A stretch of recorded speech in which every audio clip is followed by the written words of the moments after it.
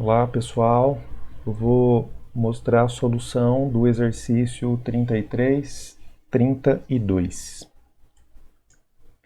Então, para começar, vamos ler o enunciado. 3 filtros polarizadores estão empilhados com o eixo de polarização do segundo e do terceiro filtros a 23 e 62 graus, respectivamente, em relação ao primeiro. Se luz não polarizada incidir sobre o conjunto, a luz apresentará uma intensidade de 55 watts por centímetros quadrados após passar pelo conjunto.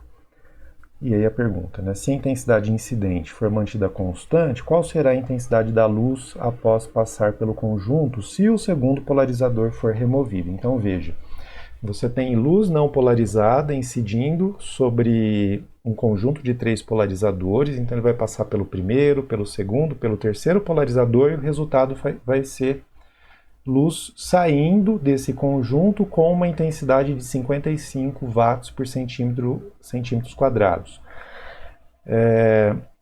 E aí ele diz assim, né, a pergunta é, e se eu arrancar um terceiro, o segundo polarizador, o do meio, né? Qual vai ser a intensidade que vai passar? Então, se tiver os três, passam 55, né? E se você tirar o do meio? Qual vai ser a intensidade de luz que vai passar pelo conjunto?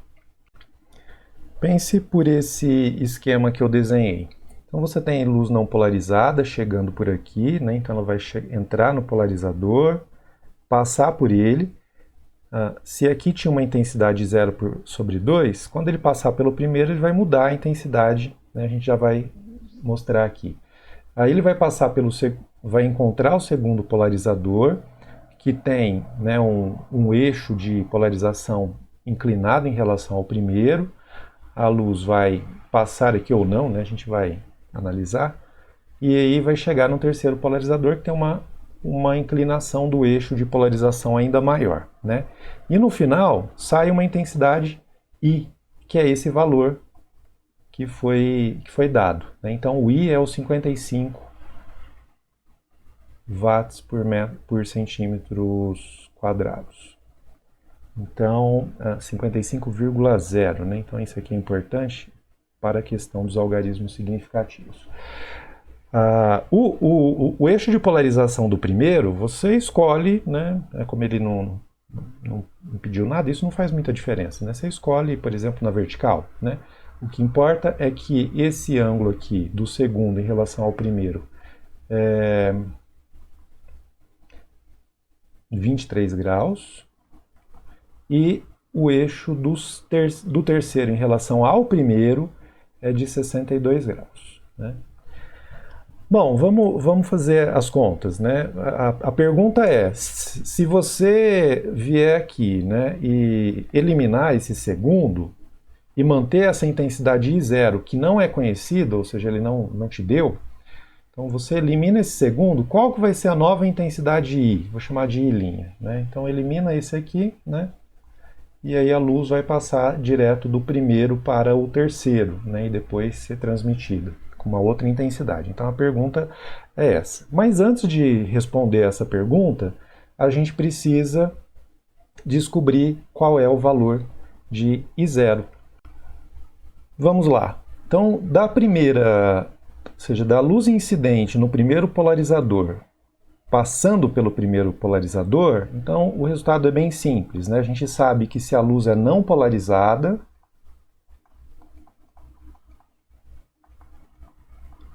então, se você decompor todas as componentes de polarização diferentes e luz não polarizada, a gente diz que ela tem uma distribuição aleatória, né, de componentes, de polarização, né? Então, significa que se você decompor numa componente vertical, né, alinhada com o eixo do polarizador, e uma componente horizontal, você deve ter metade de cada uma. E aí, o resultado é que você vai dividir a intensidade por 2. Então vai passar metade, né? Metade da intensidade da luz. Agora, daqui para cá, aí muda de figura, porque aí você tem uma luz polarizada, né? Então você tem uma luz polarizada na direção do eixo do primeiro polarizador, E agora ela vai passar por um segundo polarizador. E aí o que vai acontecer? A gente decompõe essa luz polarizada na direção do eixo de polarizador, do polarizador, né? E aí, pela lei de Malus, né, vamos lembrar sobre a lei de Malus aqui rapidinho.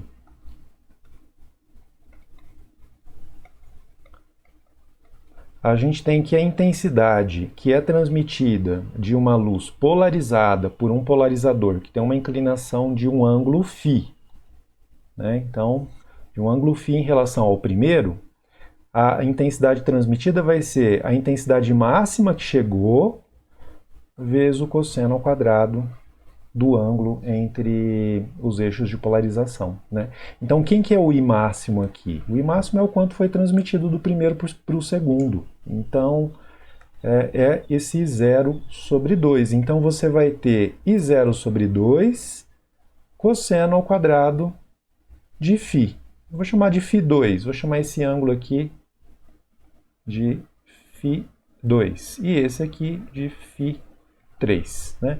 Então essa é a intensidade da luz que foi transmitida do segundo para o terceiro. Só que quando você chega no terceiro, você tem uma outra inclinação, que é uma inclinação de 62 graus em relação ao primeiro, mas que é uma inclinação de 62 menos 23 graus em relação ao segundo. Então, veja, a gente precisa comparar, né, o terceiro com o segundo e não com o primeiro. Então, a gente tem que fazer a diferença desses dois ângulos. E aí você vai ter uma luz transmitida daqui para cá, que vai ser o I máximo, ou seja, o quanto foi transmitido do segundo polarizador, que é esse valor aqui, né, que eu não calculei ainda. Ou seja, esse aqui é o valor do I máximo, né, nesse ponto, né, ou seja, entre o segundo e o terceiro, vezes o cosseno ao quadrado do ângulo entre o segundo e o terceiro polarizador. Então, você tem que fazer uma diferença aqui. φ3 menos φ2, né? Eu sei que, nesse momento, você, talvez, né, eu percebo isso como a prática da maior parte dos estudantes, é querer ir fazendo conta já. Mas veja, se você for fazendo conta, você vai arredondando e a chance de você cometer erros é maior. Então, faça o possível para ir mantendo as equações e aí lá no final, ou próximo do final, você começa a fazer as contas, né? E aí você pode conferir as equações mais de uma vez e não precisa conferir as contas, né? Você confere só uma vez a conta lá no final. Bom, esse valor de intensidade de luz aqui é exatamente quem? É o I, né? É o 55. Então, isso aqui é o valor do I. Como a gente não sabe o I0, então a gente isola o I0 dessa equação. Então tá fácil, né? Veja, não é isso que está perguntando ainda, mas a gente vai precisar do I0, porque a gente não conhece. Então, vamos pegar o valor de I0 e vamos isolar dessa equação de cima. Então, ele vai ser I, né? O 2 está aqui embaixo, então 2I, e dividido pelo produto desses dois cossenos, né? Então, cosseno ao quadrado de φ2 cosseno ao quadrado de φ3 menos φ2. Bom, e aí se você quiser fazer a conta, né, você vai ter o valor do I0. Acho que nesse momento você pode até fazer a conta porque é um valor já, assim, bem grande, né, e já um resultado, né, quase final aí do problema. Então, coloquei aqui a minha calculadora para fazer essa conta, né? Os valores dos ângulos, né, estão dados aqui. O φ3 é 62 graus, o φ2 é 23, aqui também é 23, ali é o I, né? É o I que vale 55, né, watts por centímetro quadrado. No final vai dar essa unidade.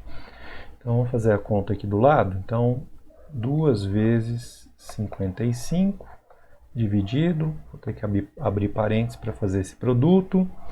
Então, aí o primeiro é o cosseno ao quadrado de 23. Então, 23 cosseno ao quadrado, agora vezes... bom, você pode fazer a diferença, né? Mas eu vou fazer direto aqui, ó. 62 menos 23 é 39. Então, 39 cosseno ao quadrado. Agora eu fecho o parêntese do denominador, né? E aí o resultado, 214,489 e mais um monte de coisa aqui, né? O resultado, bom, é a unidade, né, watts por centímetros quadrados. O número de algarismos significativos aqui tem a ver com os ângulos, né, principalmente. Aqui, o 55, né, ele deu com 3 algarismos significativos, mas não adianta, porque os ângulos você tem 2 algarismos significativos, aqui você vai ficar com 2 na diferença, aqui também 2. Quando você calcula o cosseno ao quadrado, faz os produtos, você mantém os 2 algarismos significativos, então o resultado ele é correto até esse 1 aqui, né? Mas veja, não é essa pergunta que foi feita no exercício, então a gente não vai arredondar já aqui, né? Se você fosse expressar isso como um resultado final, você poderia escrever assim, né? 210 arredonda no 1, né? E o resto não é significativo, e aí você escreve assim. Só que dessa forma pode gerar uma ambiguidade, né? Porque aí fica em dúvida se o 0 é ou não significativo. Então, melhor ainda seria você escrever com prefixos, né? Então, você pode colocar um K aqui de 1000, então quilowatt por centímetro quadrado, e assim não fica dúvida sobre quantos algarismos significativos você tem. Bom, mas não é esse resultado que a gente quer, a gente está perguntando por outra coisa, né? Então, vamos guardar isso aqui para usar nessa outra coisa. Bom, e qual é essa pergunta, né? A pergunta do exercício. A pergunta é assim: se você eliminar esse segundo polarizador, qual é a intensidade que você vai ter de luz aqui na frente, né? Depois da luz passar pelo conjunto, que agora vai ter 2 polarizadores e não mais 3, né? Mantendo a intensidade de luz não polarizada incidente idêntica, aqueles 214 que a gente acabou de calcular, né? Então vamos fazer isso, né? Vamos eliminar esse polarizador. Opa, pegar a borracha aqui e apagar ele. E vamos fazer a análise como se ele não existisse, só que considerando que a gente tem a mesma intensidade de luz incidente e 0, né? Vou chamar a intensidade de luz que vai sair aqui I', é claro que ela vai estar polarizada na direção desse novo polarizador, então nessa direção aqui, né, de 62 graus. E a análise é similar, né? Então você tem luz não polarizada chegando no primeiro polarizador, aí passa por ele polarizada com uma intensidade de metade, e aí quando chega aqui, daqui para cá, né, a luz vai passar a intensidade de acordo com a lei de Malus. Então, a intensidade máxima que chegou, e 0 sobre 2, vezes cosseno ao quadrado de φ3, né? E agora, ou seja, isso vai ser a intensidade que passa pelo conjunto e linha, né? E aí, então, a gente pega e usa, né, aquele resultado que a gente acabou de chegar para I0 e substitui aqui. Você pode pegar aquele valor, né, e substituir o valor das contas, ou você pode pegar a fórmula de novo, né, e jogar esse valor de 0 que a gente descobriu, que era 2i sobre cosseno ao quadrado de φ2, cosseno ao quadrado de φ3 menos φ2. Né? Mas já que eu já fiz a conta, então vamos jogar o valor que a gente obteve, 214, marcar aqui o último algarismo significativo, vírgula 94,89. Cosseno ao quadrado, veja, agora é de φ3 e não da diferença, né? Porque você está passando do primeiro para o terceiro diretamente, cujos ângulos dos eixos de polarização, né, são diferentes em 62 graus. Então, 62 graus sobre 2. Vamos fazer essa conta. Então, vou começar daqui para cá. Então, 62 cosseno eleva ao quadrado, e aí eu multiplico por 214,9489. e aí no final divide por 2, elevei ao quadrado, né? Tá certo. E aí o resultado é 23,6877 watts por centímetros quadrados, né? E aí, como esse já é o resultado final, a gente vai expressá-lo com o número de algarismos significativos correto, que é, né, a gente tem esse valor aqui, tem 2, aqui tem 2 no 62 e o próprio 2 do denominador, ele é exato, ele é da fórmula, né? Então, vai permanecer com 2 algarismos significativos, e aí o resultado, então, é 24 watts por centímetros quadrados, né? Só para fazer uma análise bem rápida, né? Se você está lembrado, a gente obteve, quer dizer, a gente não obteve, né? Era uma informação do exercício que quando você tinha 3 polarizadores, a luz com uma intensidade de 0 passava por esses 3, resultando numa intensidade de luz lá no final do conjunto de 55 watts por centímetro quadrado. Agora a gente tem só 2 polarizadores e a intensidade é menor. Isso faz sentido? Faz. Porque ao colocar um segundo polarizador no meio, a gente decompõe a polarização, né? A gente seleciona a polarização da luz numa direção que é mais próxima do terceiro, né? E aí por isso que com os 3, né, passa uma intensidade maior do que agora, né? Então, ao deixar só os 2, veja, a diferença de orientação dos eixos de polarização entre o primeiro e o terceiro é maior, e aí, portanto, a componente da luz polarizada que passou pelo primeiro estar na direção do segundo é menor. Então, você vai ter uma componente menor, e aí por isso que a intensidade da luz é menor. E é isso.